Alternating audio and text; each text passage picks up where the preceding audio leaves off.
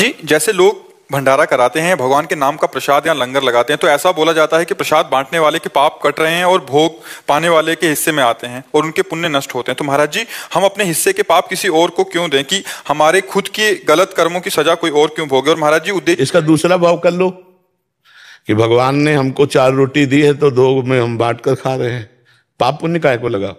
हमको कोई पाप नष्ट करने की बात है, अपने भगवान की आराधना कर रहे हैं। तो दियम वस्तु गोविंदम तुभ्यमेव समर्पये, हे भगवान आपके द्वारा दी ही वस्तु आपकी सेवा में लगा रहे हैं, तो वो पाप वाली बातें हटा दो। ये बात सर्वोत्तम है।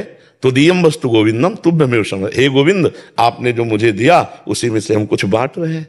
कोई पुण्य, कोई पुण्य का कोई पाप का झंझटे मत रखो, तो ये भगवत सेवा बन जाएगी। मर्जी अगर करने वाले का कोई संकल्प ना हो, वो ये भाव रखे कि मैं अपने आराध्य देव को विविध रूपों में पवा रहा हूं, तो ये और सामने वाले के किसी भी उस पे तो आएगा नहीं महाराज जी। हाँ, अब सामने वाले को ये ध्यान रखना है कि यदि आप गृहस्थ हो और तीर्थ या धाम आए हो तो ऐसे मत करो यार, ऐसे मत करो। तुम बाबा जी नहीं हो, तुम गृहस्थ हो। बिहारी जी के मंदिर में मिले, राधा वल्लभ जी के मंदिर में मिले तो ऐसे ले लो, किनका वो भी थोड़ा। ये भर भर के जो बढ़िया खीर और पकौड़ा और समोसा जो खा रहे हो, ये ठीक नहीं है।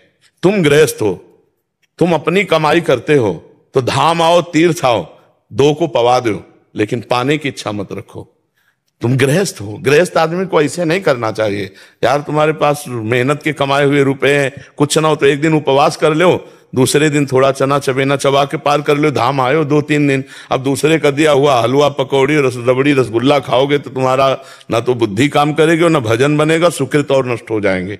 ये बात समझ लो। इसीलिए हम कई बार सत्संग में प्राय रोका है कि मंदिर में आप प्रसाद ले सकते हो, ये जो बाहर सब दान पुण्य वाला भावनात्मक है, ये तुम्हारे लिए हानिकारक होगा, नहीं लेना चाहिए। जैसे परिक्रमा आदि पे बट रहा है, वो तो चलो हम ऐसे किया चल दिए। महाराज जी, जैसे किसी आश्रम आदि या कहीं रुकते हैं तो वहां अगर पाते हैं तो उतना देना चाहिए, देना चाहिए। अगर आप होटल में जाओ तो पता चले कि ये भोजन हमें 100 रुपए का मिलेगा, तो हम कह रहे हैं ना 100 रुपए तुम दो तो 50 तो दे ही दो, वहां ठाकुर जी के चरणों में चढ़ा दो। फ्री पाके मत आओ। अगर गृहस्थ हो तो तीर्थ धाम जाओ, कहीं भी फ्री पानी भी मत पियो। अगर पानी भी पिया तो 2 रुपया वहां रख दो।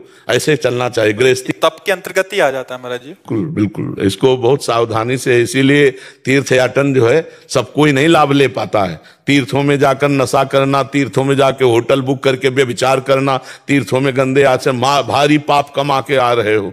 दूसरे का खा लिया कि यार बच गए, 100 रुपया बच गया इनके भंडारे में, 100 तो तुमने 100 तो बहुत कम मेहनत में कमाए, लेकिन पुण्य जो बहुत मेहनत में कमाए वो दे दिए। तुम्हें पता नहीं है कि 100 नहीं हजारों का पुण्य नुकसान हो गया। बहुत सावधानी से तीर्थों में जाए। हम कह रहे हैं भगवान के धामों तीर्थों में जाए तो दूसरों का पाए मत, दूसरों की निंदा मत करे, कोई पाप मत करे। एक दिन भले उपवास करके रह जाए, इसके बाद चला जाए यहां से, यहां रह करके कोई पाप आचरण न करे भगवत धामों में। और गृहस्थी में है तो ऐसे करना बनता ही नहीं।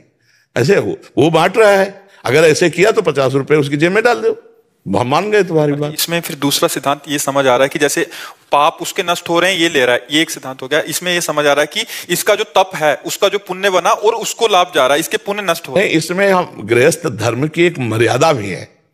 हम और पाप पुण्य दोनों को छोड़ रहे हैं। गृहस्थ धर्म की, आप कमाते हो, आप तीर्थ आए हो, धाम आए हो, आप 2 का पेट भरना सीखो। अपने पेट को भरो मत किसी के दान पुण्य की वस्तु से।